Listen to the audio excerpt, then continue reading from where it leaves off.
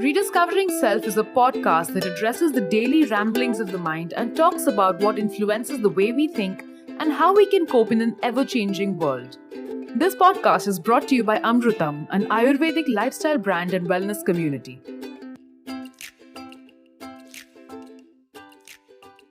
Hi, and welcome back to a brand new episode of Rediscovering Self with Amrutam.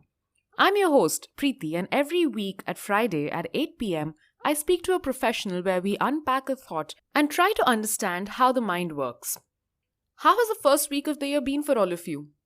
Have you had a chance to think about it yet? Let's do one thing. Let's sit with ourselves today and just try to understand what's going on in our mind and in our body. Our thoughts, our feelings, our sentiments, our emotions, our symptoms. I think if there's something that the first 7 episodes of this podcast has taught us, is that we really need to be mindful of who we are, where we are, and how we're feeling at any different point in time. That said, today's episode promises some talk of mindfulness too. A little bit of consciousness about the self, because what we're going to be talking about today is anger. Our thought is, I lose my temper and I hate it when things don't go my way. And joining us on Rediscovering Self to discuss this is Tanvi Kankan. Tanvi Kankan is a mental health counsellor who combines humanistic, cognitive behavioral, and psychodynamic styles of counselling in her private practice. She also engages in research in community mental health in projects in India and internationally, and she's interested in how we can make mental health reachable for people across the social and cultural spectra. Tanvi, thank you so much for joining us here on Rediscovering Self. It's an absolute pleasure to have you, and so cool to be able to talk to someone who's so passionate about mental health. Thank you so much, Preethi, and thank you for doing this. I think it's great what you're doing. I'm actually really looking forward to today's topic. I think the initial conversations we had as well were very eye-opening for me because you brought around a lot of different perspectives to the topic itself. And I can't wait for people to listen to it because I feel like there's so much of deep diving that's going to be happening on this particular podcast.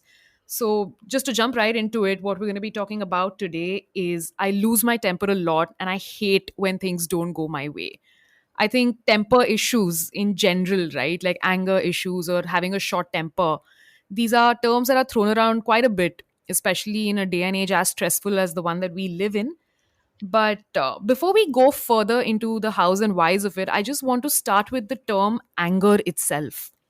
Like there are times when we get angry and there are times when we just fly off the handle, but there's a difference, right? In, healthy and unhealthy anger. So, how do we look at this whole spectrum of anger to begin with? Yeah, this is exactly what I would want to address before we talk about any concern related to an emotion. We should acknowledge that all emotions they have a purpose, right? We've evolved to feel them, and there's if there's an emotion, that means that there's some information that we can gain from it. There's value to that emotion. It helps us accomplish something when utilized well. The same with anger. So, for instance, if the average person might get angry about 4 times a day, and someone who has a temper problem might be closer to 12. So you start seeing a difficulty when it comes to increased frequency, and perhaps also in the reaction that you let out when you feel the anger. Right. So a lot of it you're saying is in controlling the reaction itself, which is what defines the difference between healthy and unhealthy. Like that particular line that we need to draw, it comes from where our reactions stem from. Is that right? Yeah, I think if we're not letting ourselves acknowledge that we're feeling something and allowing us time to respond, right? We're going to be reacting instead of responding.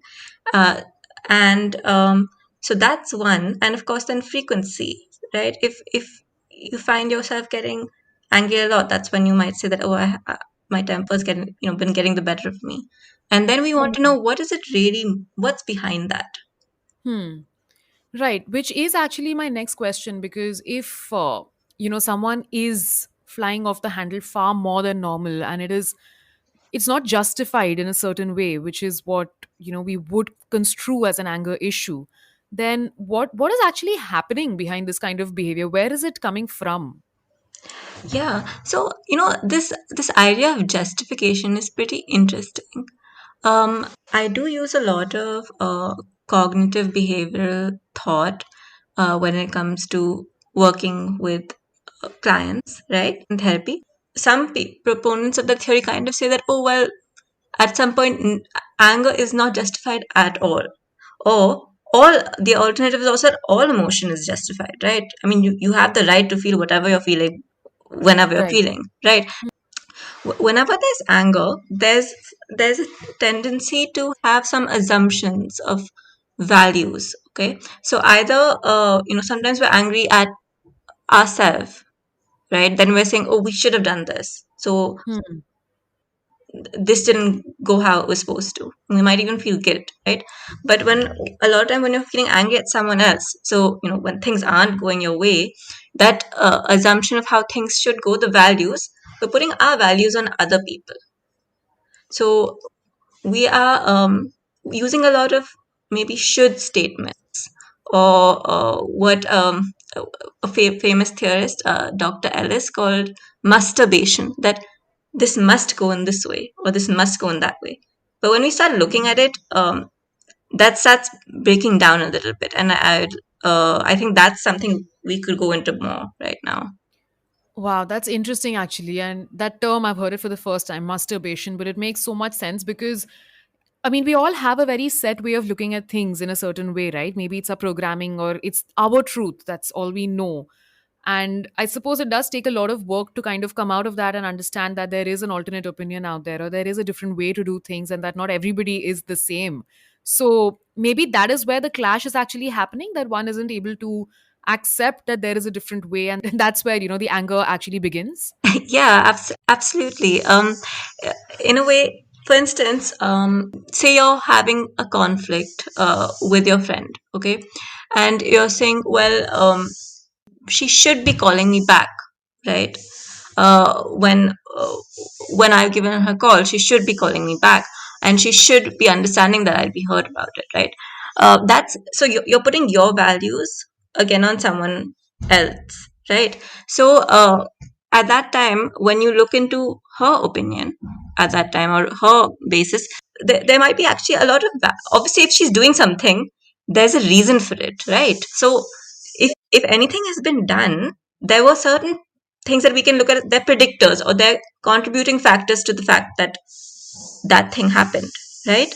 So at some point this should becomes quite redundant, or it doesn't lead us anywhere. So for instance, with this friend, maybe she, of course, maybe she just forgot, or maybe she has a tendency to forget, she's forgetful, so then she literally cannot do what you feel she should be doing, or maybe she's annoyed with you or something, right? So then she feels that she should not, and she feels the appropriate response is to show it by not returning your calls, right?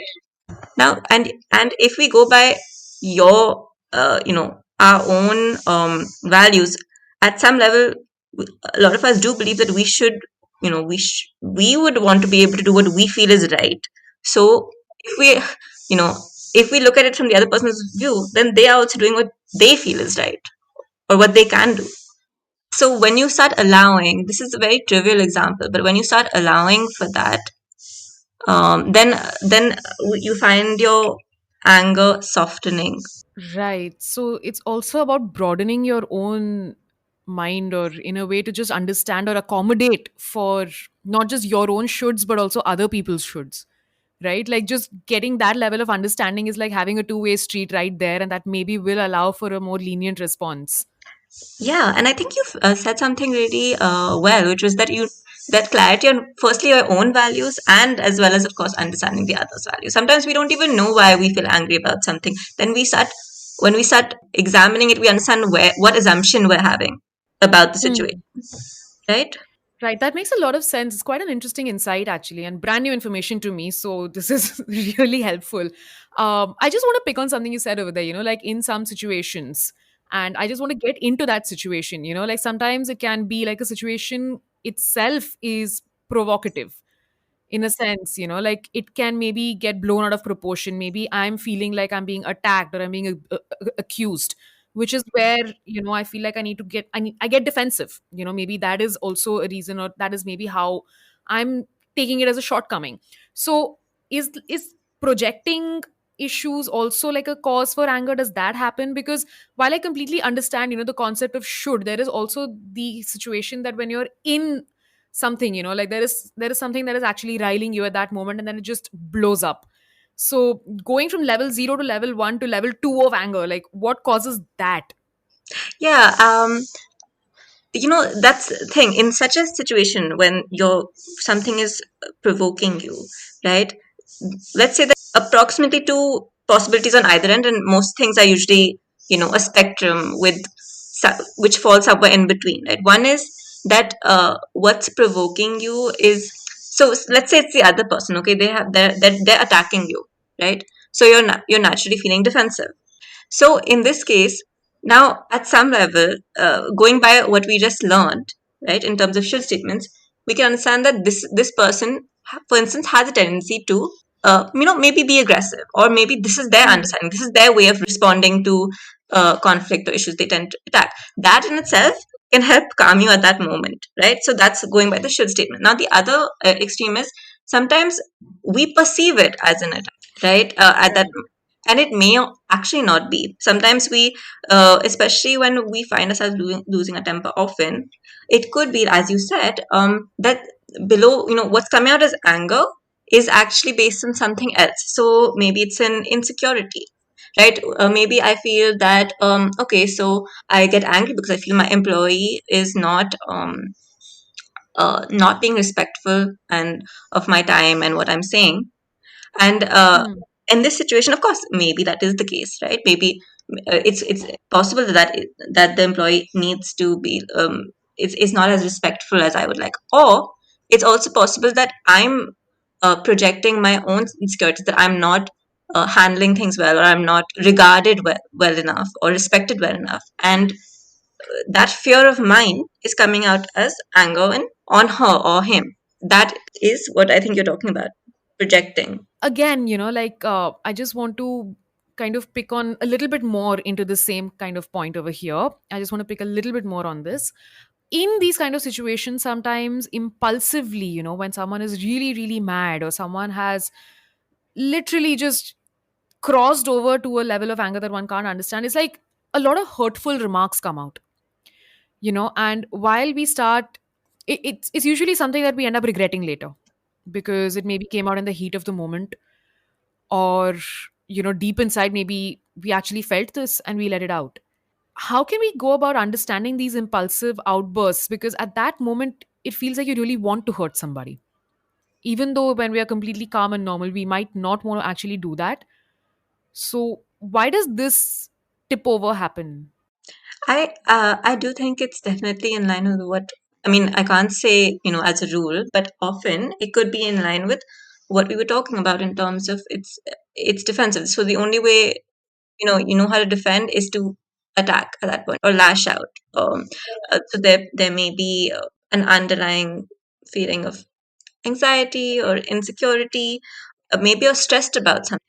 Honestly, something that's not really considered very much is that anxiety often manifests as irritability and even anger. This includes even not just anxiety, but depression, right? Can manifest in these ways. So, you might be displacing something, your anger at something else, or it might just be your way of protecting yourself. So, of course, this is the going deeper into the possible reason. Uh, but when it comes to actually being able to manage it, it's at that time you won't really have a chance, probably examine it too well. Yeah. So in that case, I would say that maybe we want some immediate strategies that you can implement, and then later, overall, we can start looking at what might be the underlying feeling of hurt that may be manifesting. What's the anxiety? Right. It's interesting because I would have never thought that anger and irritability could be symptoms of anxiety and depression. And now that we're drilling into this topic itself, I just want to understand that how do these manifest as symptoms? Like, I wouldn't have thought that if I'm getting angry, then it's a possibility that I'm depressed. Like you mentioned, hurt, anxiety, and depression. So, could anger be an indicative of either? And how do we understand the root?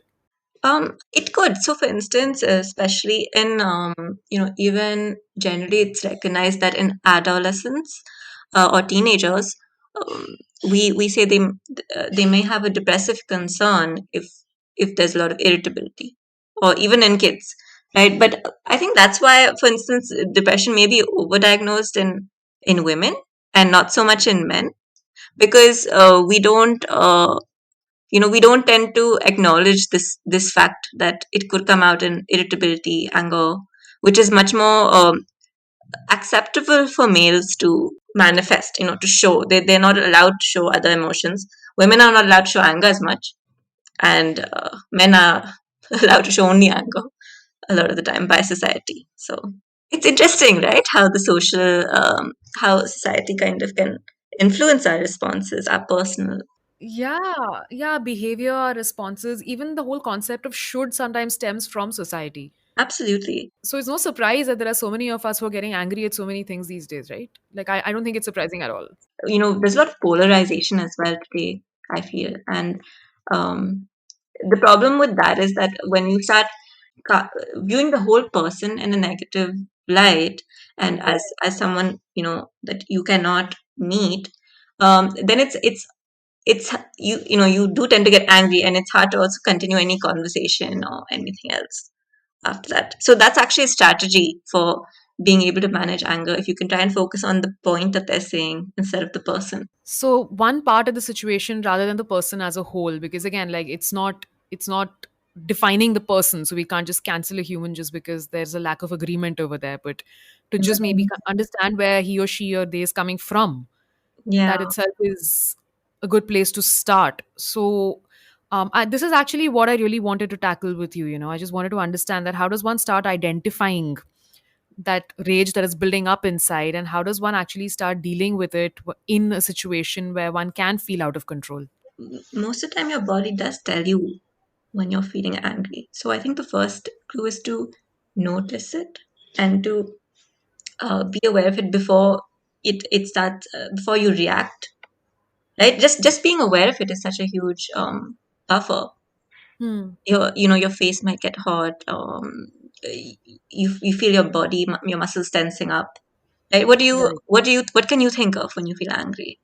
There's usually like a rising feeling in my chest, like right from my stomach to my chest, and my hand starts shaking. Yeah. And I think those are my physical symptoms. And I know that, okay, you know what, you're going into this rage, just maybe take 10 deep breaths and then look at the situation objectively once again.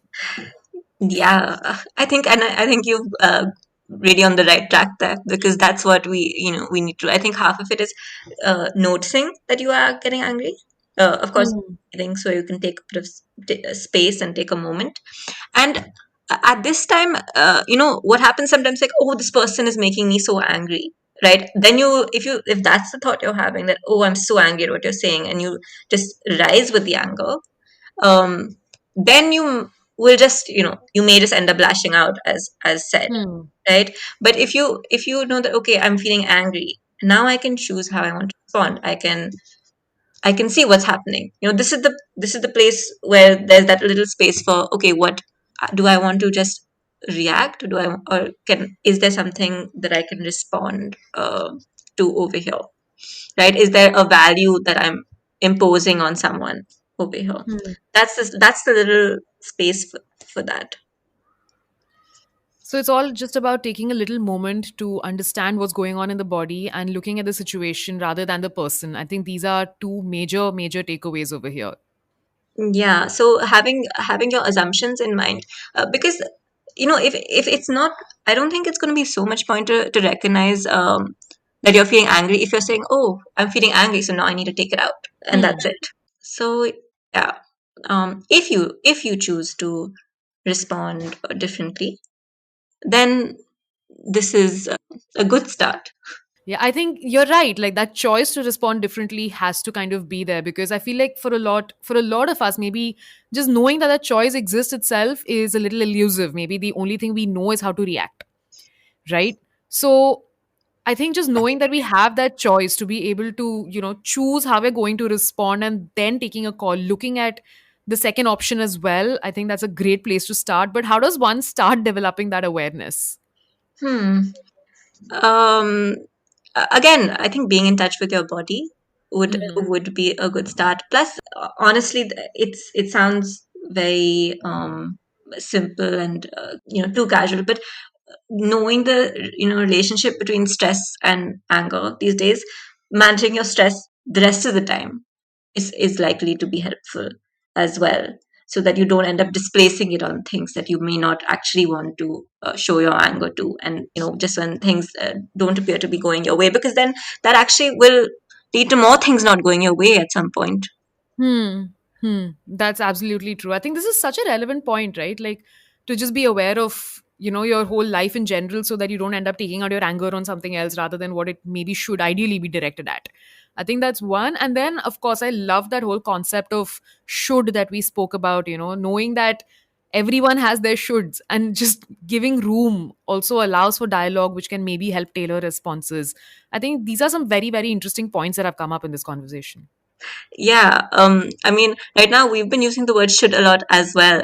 But for instance, by the time my clients, understand this, they catch themselves whenever they use should, and they catch me as well. So it's really, it can be this or it can be that, you know. Right. Yeah, I noticed you doing that even in this conversation. Like there were one or two times when you said should, and then you just changed the sentence immediately. And I was like, ah.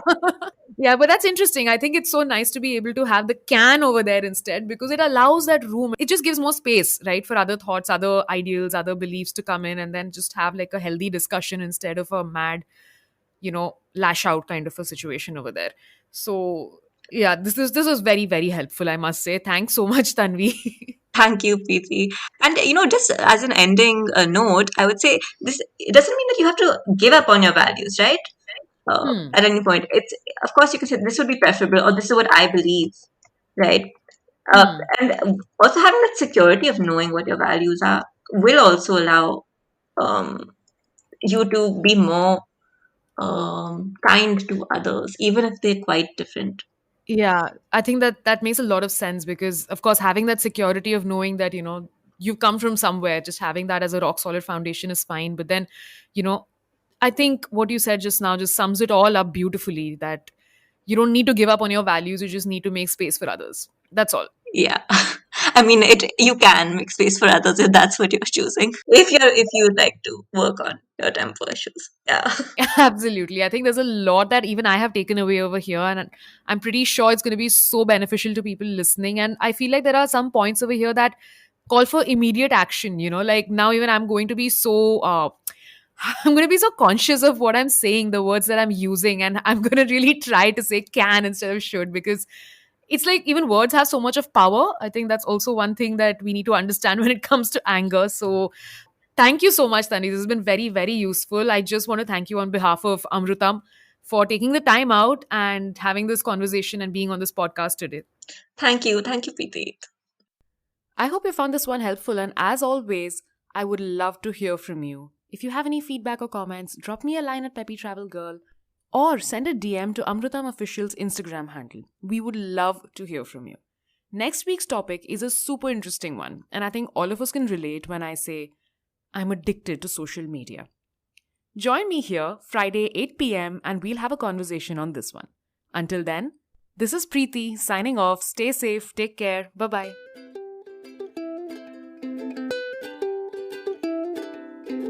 Rediscovering Self is a podcast that addresses the daily ramblings of the mind and talks about what influences the way we think and how we can cope in an ever changing world. This podcast is brought to you by Amrutam, an Ayurvedic lifestyle brand and wellness community.